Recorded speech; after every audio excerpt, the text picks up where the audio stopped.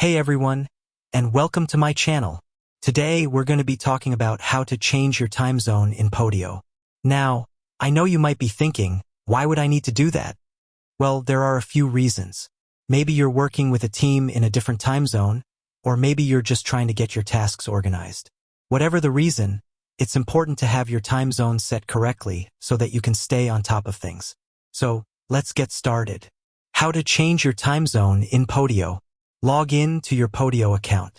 Click on your profile icon in the top right corner of the screen. Select Account Settings from the drop-down menu. 1. LeeCreativeTechnologies.com. LeeCreativeTechnologies.com. Scroll down to the Time Zone section. Select your new time zone from the drop-down menu. Click Save Changes. That's it. Your time zone is now set. Additional tips. If you're not sure what your time zone is, you can use a website like https://www.timeanddate.com/time/map/$! cities =$ 233, 155, 224 to find out.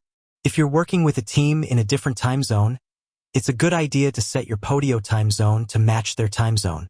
You can also change your time zone for individual items in Podio. To do this, just click on the item and then click on the Edit button. There you can change the time zone for that specific item.